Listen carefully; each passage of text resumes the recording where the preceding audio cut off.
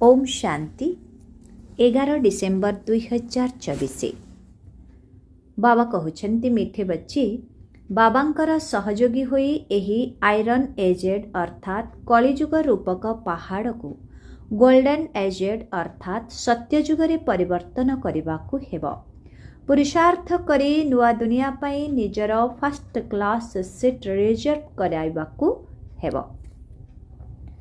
आजिर प्रश्न, बाबांकर कर्तव्य कौन?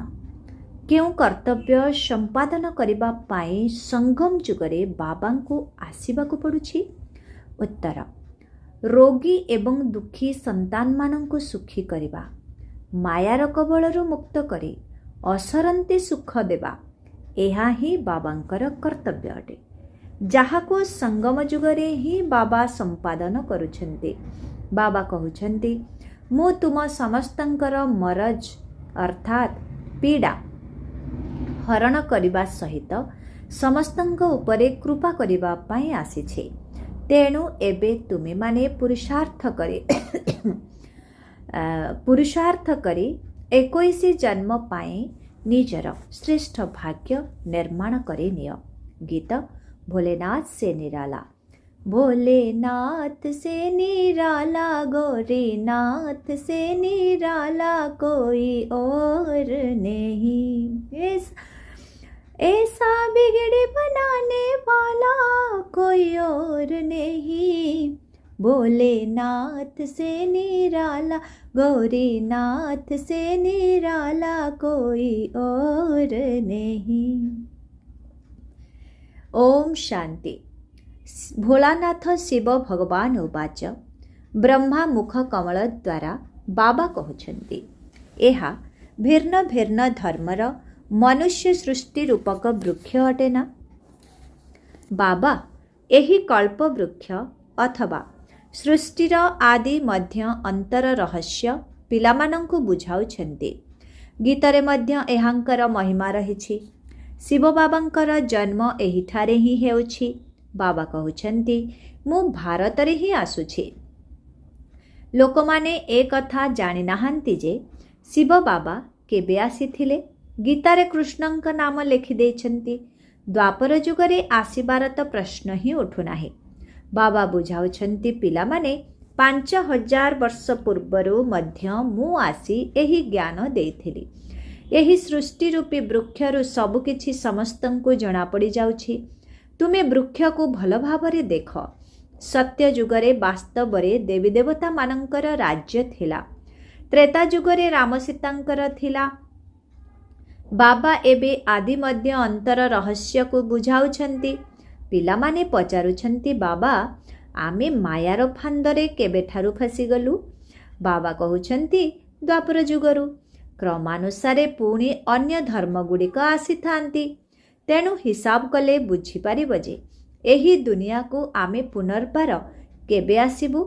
शिव बाबा कहउछन्ति, संगम जुगरे निजर कर्तव्य पालन करिबा पाई मु प्रति 5000 वर्ष परे आसी थाए।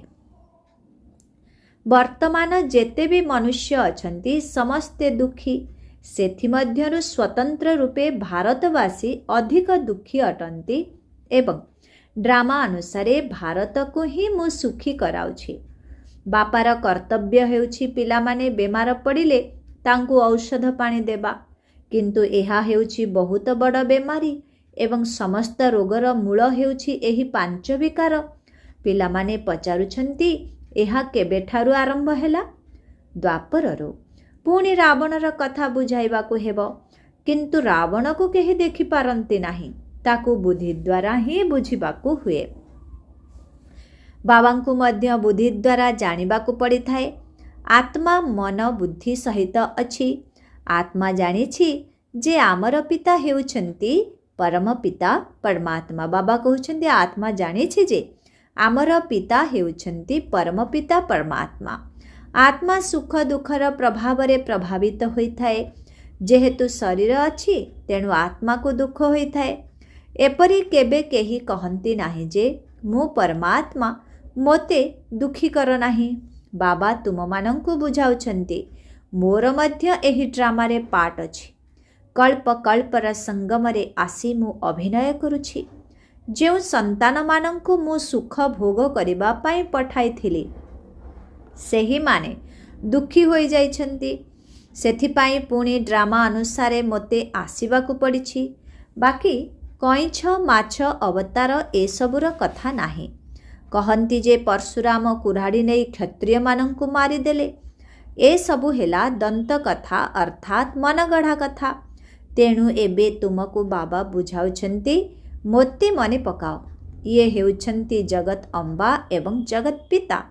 ମାତା ଓ ପିତାଙ୍କ ଦେଶ ବୋଲି କହିଥାନ୍ତି ନା। ଭାରତବାସୀ ଗାୟନ ମଧ୍ୟ କରୁଛନ୍ତି ତୁମେ ମାତା ପିତା। ବାସ୍ତବରେ ତୁମ କୃପାରୁ ଅସରନ୍ତି ସୁଖ ମିଳୁଛି। ପୁଣି ଯିଏ ଯେତେ ପୁରୁଷାର୍ଥ କରିପାରିବେ, ଯେପରି ସିନେମା ଦେଖିବାକୁ ଯାଇଥାନ୍ତି ଫାଷ୍ଟ କ୍ଲାସ୍ ସିଟ୍ ରିଜର୍ଭେସନ୍ କରାଇଥାନ୍ତି ନା। ବାବା ମଧ୍ୟ କହୁଛନ୍ତି ସୂର୍ଯ୍ୟବଂଶୀ ହେଉ ବା ଚନ୍ଦ୍ରବଂଶୀରେ ସିଟ୍ ରିଜର୍ଭ କରାଅ। ବାବା କହୁଛନ୍ତି ସୂର୍ଯ୍ୟବଂଶୀ ହେଉ ବା ଚନ୍ଦ୍ରବଂଶୀରେ ସିଟ୍ ରିଜର୍ଭ କରାଅ। କିନ୍ତୁ ଯିଏ ଯେତେ ପୁରୁଷାର୍ଥ କରିବେ ସେତେ ଉଚ୍ଚ ପଦ ପାଇପାରିବେ। ତେବେ ସବୁ ପ୍ରକାରର ଦୁଃଖ ହାରିବା ପାଇଁ ବାବା ଆସିଛନ୍ତି। ରାବଣ ସମସ୍ତଙ୍କୁ ବହୁତ ଦୁଃଖ ଦେଇଛି। କୌଣସି ବି ମନୁଷ୍ୟର ଗତି ସଦ୍ଗତି କରିପାରିବେ ନାହିଁ। ଏହା ହେଉଛି କଳିଯୁଗର ଅନ୍ତିମ ସମୟ। ଗୁରୁମାନେ ଶରୀର ତ୍ୟାଗ କରିଲେ ପୁଣି ଏହିଠାରେ ହିଁ ପୁନର୍ଜନ୍ମ ନେଇଥାନ୍ତି। ତେବେ ସେମାନେ ଅନ୍ୟମାନଙ୍କର କ'ଣ ସଦ୍ଗତି କରିବେ? କ'ଣ ଏତେ ସବୁ ଅନେକ ଗୁରୁ ମିଶି ପତିତ ସୃଷ୍ଟିକୁ ପାବନ କରିପାରିବେ? ଗୋବର୍ଦ୍ଧନ ପର୍ବତର କାହାଣୀ କହିଥାନ୍ତି ନା। ଏହି ମାତାମାନେ ହିଁ କଳିଯୁଗୀ ପାହାଡ଼କୁ ସତ୍ୟଯୁଗୀ କରାଉଛନ୍ତି। ଗୋବର୍ଦ୍ଧନର ପୂଜା ମଧ୍ୟ କରିଥାନ୍ତି। ତାହା ହେଉଛି ତତ୍ତ୍ୱ ପୂଜା। ସନ୍ନ୍ୟାସୀମାନେ ମଧ୍ୟ ବ୍ରହ୍ମ ଅଥବା ତତ୍ତ୍ୱକୁ ମନେ ପକାଇଥାନ୍ତି। ଭାବୁଛନ୍ତି ସେ ହିଁ ପରମାତ୍ମା ବ୍ରହ୍ମ ଭଗବାନ ଅଟନ୍ତି। ବାବା କହୁଛନ୍ତି ଏହା ତ ଭ୍ରମ ଅଟେ। ବ୍ରହ୍ମାଣ୍ଡରେ ତ ସବୁ ଆତ୍ମାମାନେ ଅଣ୍ଡା ସଦୃଶ ରହିଥାନ୍ତି, ଯାହାର ନିରାକାରୀ ବୃକ୍ଷ ମଧ୍ୟ ଦେଖାଯାଇଛି।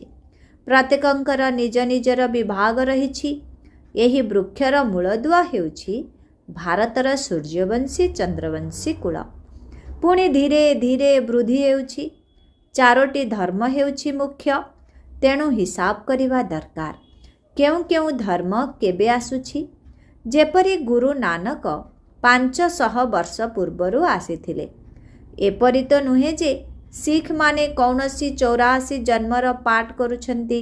ବାବା କହୁଛନ୍ତି 84 ଜନ୍ମ କେବଳ ତୁମେ ଅଲରାଉଣ୍ଡର ବ୍ରାହ୍ମଣମାନେ ନେଉଛ। ବାବା ବୁଝାଉଛନ୍ତି ତୁମର ହିଁ ଅଲରାଉଣ୍ଡ ବା ଆଦ୍ୟରୁ ଅନ୍ତ ପର୍ଯ୍ୟନ୍ତ ପାଠ ରହିଛି। ବ୍ରାହ୍ମଣ, ଦେବତା, କ୍ଷତ୍ରିୟ, ବୈଶ୍ୟ, ଶୂଦ୍ର ବର୍ଣ୍ଣରେ ତୁମେ ଆସୁଛ। ଯେଉଁମାନେ ପ୍ରଥମେ ଦେବୀ ଦେବତା ହେଉଛନ୍ତି ସେହିମାନେ ହିଁ ସାରା ଚକ୍ର ଲଗାଉଛନ୍ତି। ବାବା କହୁଛନ୍ତି ତୁମେ ବେଦ ଶାସ୍ତ୍ର ତ ବହୁତ ଶୁଣିଲ। ଏବେ ଏହାକୁ ଶୁଣ ଓ ଜଜ୍ କର ଯେ ଶାସ୍ତ୍ର ଠିକ୍ ନା ଗୁରୁମାନେ ଯାହା କହୁଛନ୍ତି ତାହା ଠିକ୍ ନା ଯାହା ବାବା ଶୁଣାଉଛନ୍ତି ତାହା ଠିକ୍। ବାବାଙ୍କୁ ସତ୍ୟ ବୋଲି କୁହାଯାଏ। ମୁଁ ସତ୍ୟ କହୁଛି ଯାହାଦ୍ୱାରା ସତ୍ୟ ଯୁଗ ହୋଇଯାଉଛି। ପୁଣି ଦ୍ୱାପର ଯୁଗରୁ ଆରମ୍ଭ କରି ତୁମେମାନେ ମିଛ ଶୁଣି ଆସିଛ, ତାଦ୍ୱାରା ନର୍କ ହୋଇଯାଇଛି। ବାବା କହୁଛନ୍ତି ମୁଁ ତୁମର ଗୋଲାମ ଅଟେ। ଭକ୍ତି ମାର୍ଗରୁ ତୁମେମାନେ ଗାୟନ କରି ଆସିଛ ମେ ଗୁଲାମ ମେ ଗୁଲାମ ମେ ଗୁଲାମ ମେ ଗୁଲାମ ତେରା। ଏବେ ମୁଁ ତୁମର ସେବା ପାଇଁ ଆସିଛି। ବାବାଙ୍କର ଗାୟନ ନିରାକାରୀ ନିରହଙ୍କାରୀ ବୋଲି କରାଯାଇଥାଏ। ବାବାଙ୍କର ଗାୟନ ନିରାକାରୀ ନିରହଙ୍କାରୀ ବୋଲି କରାଯାଇଥାଏ। ବାବା କହୁଛନ୍ତି ମୋର କର୍ତ୍ତବ୍ୟ ହେଉଛି ତୁମକୁ ସଦା ସୁଖୀ କରାଇବା। ଗୀତରେ ମଧ୍ୟ ଅଛି ନା, ଅଗମ ନିଗମର ଭେଦ ଖୋଲନ୍ତି। ବାକି ଡମ୍ବରୁ ଆଦି ବଜାଇବାର କୌଣସି କଥା ନାହିଁ। ଇଏ ତ ସୃଷ୍ଟିର ଆଦି ମଧ୍ୟ ଅନ୍ତର ସମସ୍ତ ସମାଚାର ଶୁଣାଉଛନ୍ତି। ବାବା କହୁଛନ୍ତି ତୁମେ ସବୁ ସନ୍ତାନମାନେ ଅଭିନେତା ଅଟ। ମୁଁ ବର୍ତ୍ତମାନ କରନ କରାବନ ହାର ଅଟେ। ମୁଁ ଏହାଙ୍କ ବା ବ୍ରହ୍ମାଙ୍କ ଦ୍ୱାରା ସ୍ଥାପନା କରୁଛି। ବାକି ଗୀତାରେ ଯାହା କିଛି ଲେଖାଯାଇଛି ସେ ସବୁ ତ ନାହିଁ। ବର୍ତ୍ତମାନ ତ ପ୍ରାକ୍ଟିକାଲ କଥା ନା।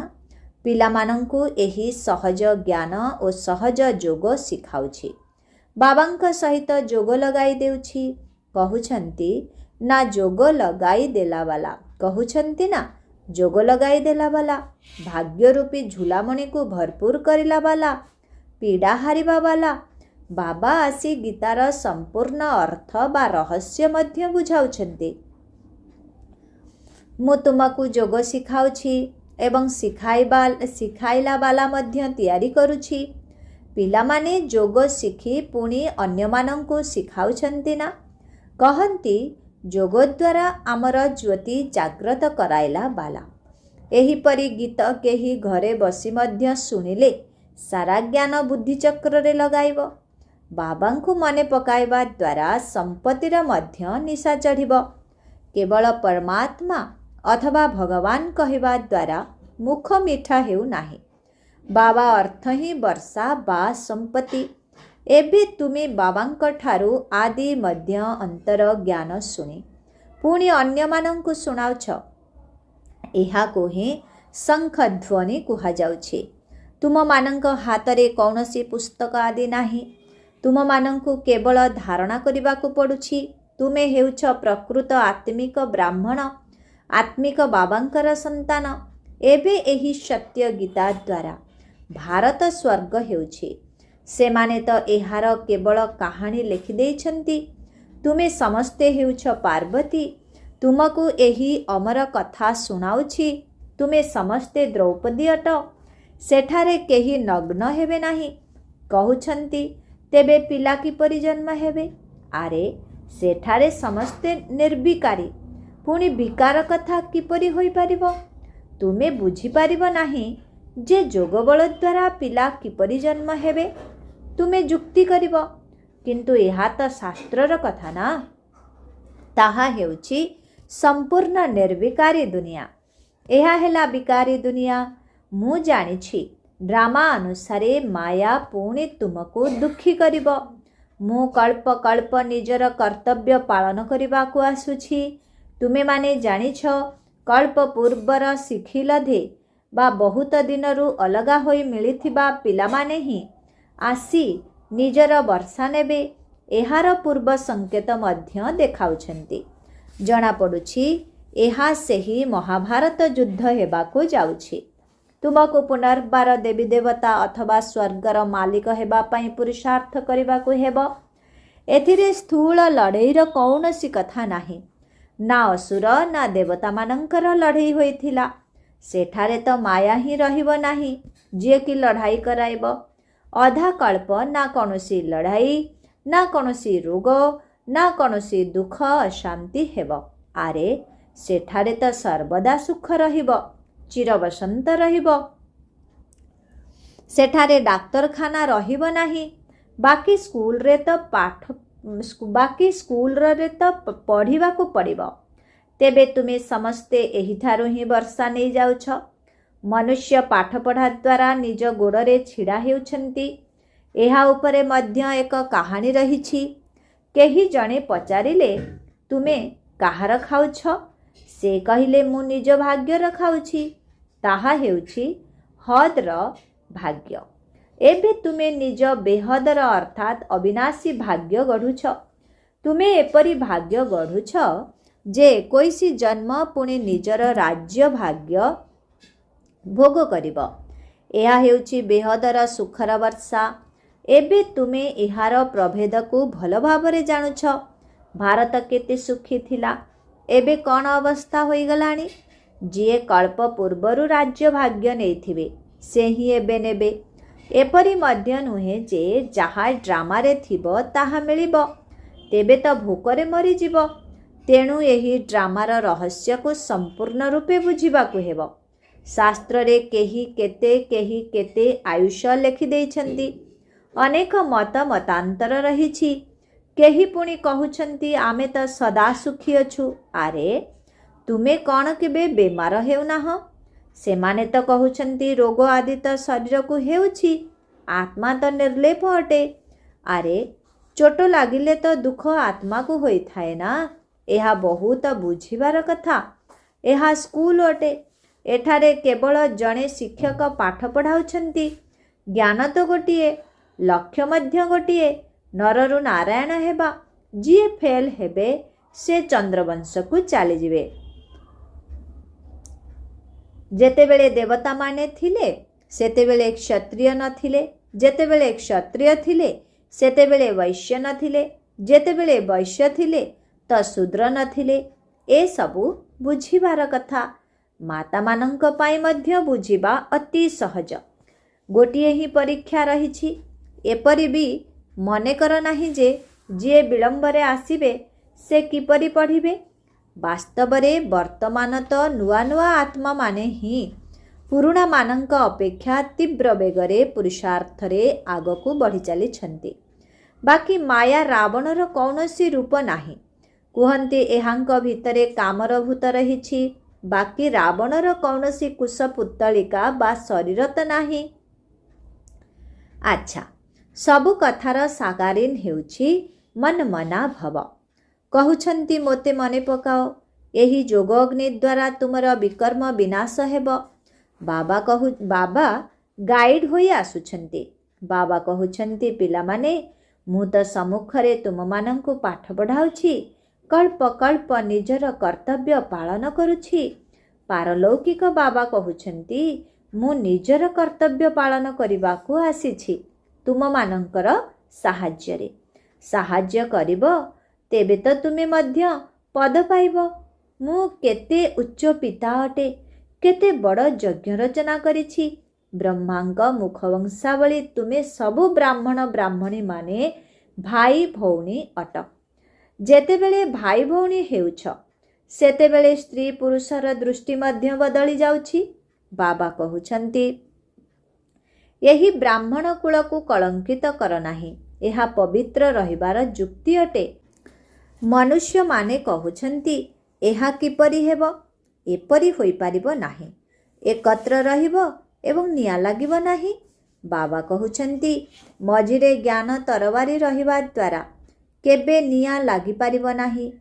କିନ୍ତୁ ଏହା ସେତେବେଳେ ସମ୍ଭବ ହେବ ଯେବେ ଉଭୟ ମନ୍ମନା ଭାବରେ ରହିବେ।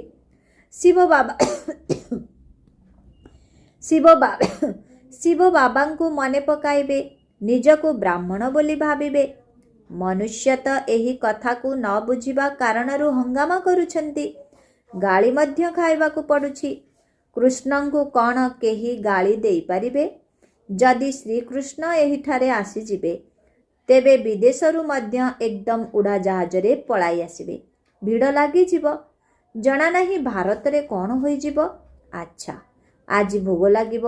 ଏହା ପିଅର ଘର ଏବଂ ତାହା ହେଲା ଶ୍ୱଶୁର ଘର। ସଙ୍ଗମରେ ଭେଟ ହେଉଛି। କେହି କେହି ଏହାକୁ ଯାଦୁ ବୋଲି ଭାବୁଛନ୍ତି। ବାବା ବୁଝାଇଛନ୍ତି ଏହି ସାକ୍ଷାତକାର କ'ଣ? ଭକ୍ତି ମାର୍ଗରେ କିପରି ସାକ୍ଷାତକାର ହୋଇଥାଏ ଏଥିରେ ସଂଶୟ ବୁଦ୍ଧି ହେବା ଉଚିତ ନୁହେଁ। ଏହିପରି ନୀତି ନିୟମ ସବୁ ରହିଛି। ଶିବ ବାବାଙ୍କ ଭଣ୍ଡାର ବା ରୋଷେଇ ଘର ହୋଇଥିବାରୁ ତାକୁ ସ୍ମରଣ କରି ଭୋଗ ଲଗାଇ ଖାଇବା ଉଚିତ। ଯୋଗଯୁକ୍ତ ହୋଇ ରହିବା ତ ଭଲ କଥା। ବାବାଙ୍କର ସ୍ମୃତି ରହିବ। ଆଚ୍ଛା, ମିଠେ ମିଠେ ଶିଖିଲା ଦେ ସନ୍ତାନମାନଙ୍କ ପ୍ରତି ମାତ ପିତା ବାପ ଦାଦାଙ୍କର ମଧୁର ସ୍ନେହ ସମ୍ପନ୍ନ ଶୁଭେଚ୍ଛା ଏବଂ ସୁପ୍ରଭାତ। ଆତ୍ମିକ ପିତାଙ୍କର ଆତ୍ମିକ ସନ୍ତାନମାନଙ୍କୁ ନମସ୍ତେ। ଆତ୍ମିକ ସନ୍ତାନମାନଙ୍କର ଆତ୍ମିକ ପିତାଙ୍କୁ ଓମ୍ ଶାନ୍ତି। Good morning. ନମସ୍ତେ ନମସ୍ତେ ନମସ୍ତେ ନମସ୍ତେ ନମସ୍ତେ। ଓମ୍ ଶାନ୍ତି।